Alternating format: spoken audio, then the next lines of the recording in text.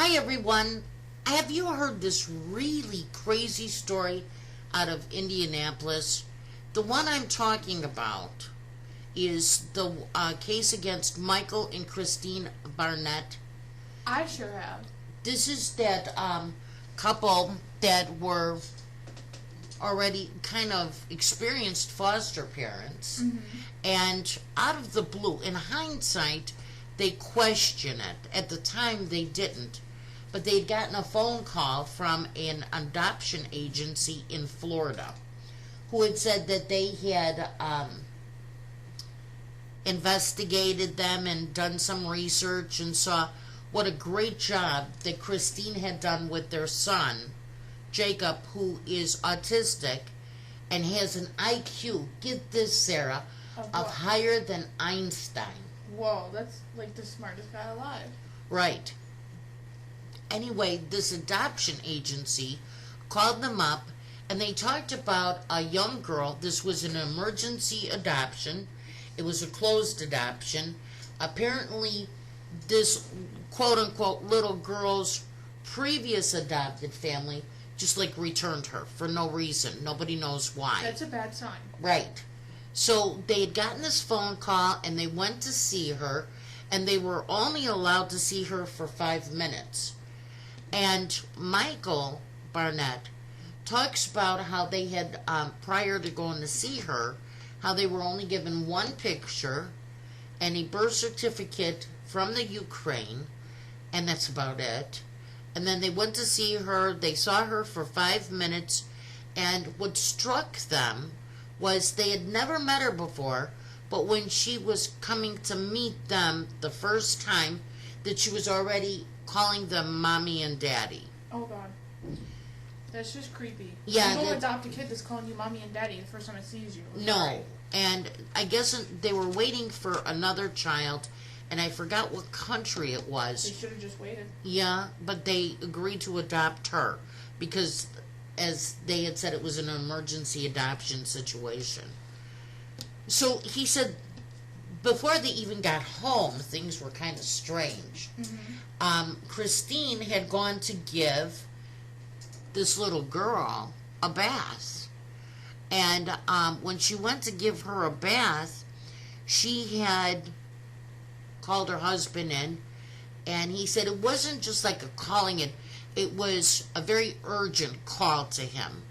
And he went into the bathroom, and she said, "Michael, look." And when he looked down into the bathtub, this little 6-year-old had her pubic hair. That's already a concern. Right. And by the way, this little girl's name is Natalia Grace. Anyway, they had also, the Barnetts had 3 sons. And when they wanted to make Natalia feel comfortable, they had taken her to the beach. And what they had noticed prior to going to the beach, when they were leaving the adoption office and they were, going around, they noticed she had a hard time walking. She'd suffered from a form of dwarfism, right? Yeah, and they were told that. They knew that. Right. And so what they did was they took her to the beach and they set her down because they carried her, and she saw the 3 boys run into the ocean, and she told Michael and Christine that she wanted to go into the ocean. And they said, well, wait a minute, because they were tired from carrying her. And she got up and she ran into the water. Just like a demonic possession took over her body. Right. All of a sudden and they looked at each other and they said, what in the hell's going on here? As anybody would. Yeah. I mean, first they see this in the bathtub. Now the girl who could not walk is running into the ocean. Concerning. Yeah, and so, that was just kind of the start of it. Anyway, they get home, and they notice that she's doing kind of bad things. And they've talked about certain things, but not everything. And Michael had said that they had noticed that she would, it's like trying to hurt her brothers in some way. And she found out what their favorite toys were. So one brother, his favorite toy, was a duck, and another one he had army men. And then Jacob, he had school papers that was very near and dear to him. Mm-hmm. And so what she would do when they were in like the city by busy streets, when they were out and about, she would throw these objects that were very near and dear to these boys into the middle of the street, into traffic. And when she was asked either by Michael or Christine, why are you doing this? She said, I'm trying to get him killed. Now remember, this is supposed to be a 6-year-old little girl. If it was me, I don't know about you, Sarah, I'd be taking her back too. I wouldn't even leave the place. I would be like, never mind, I don't want it. Right. I don't want it. As time went on, while they were home, they had noticed that she was pouring either bleach or Lysol or Windex. She was putting stuff into Christine's cup of coffee. And they asked her again, what are you doing? And she looked at them and said, I'm trying to poison you. And she would make comments that she was going to kill the family, and she was going to roll them up in a rug, and she was going to put them in the backyard. A 6-year-old. And like, I know that this is going to sound real bad, but I think this situation is the kind that calls for a bus stop in the middle of the night. And leaving her there. Right? Because I wouldn't be able to keep that. No. And finally, Michael said that they were not able to sleep at night because he had caught her in the middle of the night, standing above his bed, holding a knife. And again, he asked her, what are you doing? And she said, I'm going to kill you. Now, I have to tell you, you know what, any little kid tells me this, I'd be calling the adoption agency and asking, where did she come from? You say the Ukraine, and you say she's 6 years old, but wow, you know, you didn't tell me that she was demon-possessed, Exactly. right? So because they're good parents, you know, they did wonders with Jacob, so they probably figured that they could get her some help, and they took her to see some psychologists and some psychiatrists. Mm-hmm. And she was diagnosed with mental conditions or, mental issues that is not normally seen in children. It's normally seen in adults.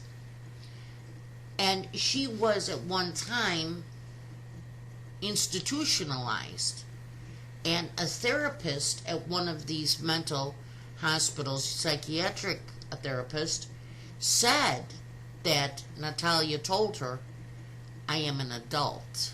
And I think she even went so far to tell her how old she was. So when she got out of the psychiatric ward, or maybe when she still was hospitalized, Michael and Christine asked their family doctor to run a bone scan on a bone density scan. They understood she suffered from this dwarfism, but you know what, there was some other things that just weren't adding up, so they wanted to see how old she was. And this bone density scan came back and indicated that she was much older than what they were saying, at 6 years old. So I don't know why there's such a fight over it. Like, obviously she's older. Right. But they still were taking care of her. They were paying for her treatment. It wasn't like they just threw her out, right? I would have. I don't know that I'd be as strong as they were, but I'm sure that's what Jacob had prepared them for, Exactly. a difficult child.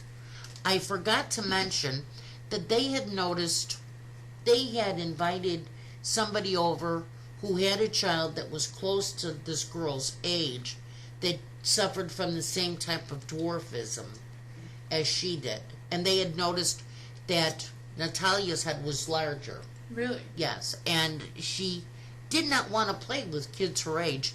She was more interested in, hanging out with teenage kids. Oh. And this Michael and Christine both ran a daycare center out of their home. And things she would say struck them. she had an advanced vocabulary. And, you don't expect a 6-year-old or an 8-year-old to look at you and say, gee, I don't know how you handle those kids. That's not something that comes out of another child's mouth. Yeah. I don't know how you do it. And so after the bone density test, they went to court and they had a judge change her birth certificate from 2003 to 1989. So they did it, and they must have had enough evidence that the judge felt comfortable changing her birth certificate, right? Mm-hmm. Well, it so happens Jacob was going to go to a university in Canada. And it's because he's so smart. They, of course, as his son, they're going to support him. Well, hold on. When did her birth certificate say she was born? 2003. And how old would she be now? Well, now she'd be 16. So what does she look like? Well, I don't know. We haven't seen recent pictures of her, right? So if she aged, but obviously, like a year ago, somebody was ready to adopt her as a 6-year-old again. That doesn't make sense. Right. Well, wait. We didn't get to that yet. Exactly. But Last year, no. The adoption took place in I forgot what year it was now. Oh. 2003. So 2009, around that time. Exactly. She would be growing up. Right. Anyway, after give her another few years, she'll just be able to live in her apartment on her own. Stop adopting her. Well, what they did was, when the son had to go to college in Canada, because they were making sure they still were fostering his care and his education, right? Mm-hmm. They had rented an apartment for him and for her, and they had set up welfare services, and they made sure that they had a home health care nurse come in and check on her. And everything was going good. In fact, Michael said she was able to go to the grocery store herself. And here's the thing, that nurse would have been like, hey, there's a 6-year-old here that doesn't know how to take care of herself. Exactly. Obviously, she was, like, able to live. Exactly. She had everything she needed, and they were paying for this. And they would keep in touch with her. They talked to her once or twice a week. Mm-hmm. And in fact, they had even moved her from one apartment to another. Okay? Mm-hmm. And it was close to everything she needed. Then all of a sudden in 2019, the police came and accused them of abandoning this quote-unquote little child. It doesn't make sense at all. No. Now, both Christine and Michael are being charged with 2 counts of felony child neglect. And, you have to ask yourself, how does that happen? Exactly. Well, what will tell us the truth on what happened is if we could see a photo of her today. If she has grown at all. Well, yeah, she's aged, supposedly. I think she's living with another family who say she's like 16. But, of course, in my opinion, she's going to keep a real low profile now. Mm-hmm. And if she's going to be 16 years old, she's going to have her menstrual cycle and such like that, so it's not going to be unusual. Yeah, exactly. She should just pretend to age. Like, she could be 40 now, for all we know. I think they're saying close to 30 she is. Exactly. But if she pretends to age, you know what I mean? It's just, it doesn't make sense. Right. I would like to know what the followers think. Right. Well, not only that, their trial, from what I understand, is in January. Really? Yeah. So, in fact, I think it's maybe mid-January 2020. So it'll be interesting. Michael and Christine both insist that they will not go to jail. And just as we're talking about this, I am noticing that there has been a gag order that is seeking to stop Michael and Christine from talking about it. Oh. So I think this is going to be a real twirly-whirly type of case. We're going to have roller coasters. It'll be very interesting. We're going to have to find out. We can set our calendar to watch this trial. When does it start? January of 2020. Oh, it's so far away. Yeah, but it'll be interesting to watch. It will. Right. let me know if you've heard about it. Let us know what you think about it. And mark your calendars Yeah, for... mark your calendars. We're going to have a great time unraveling this case, too. Right, January 2020. Have a good one.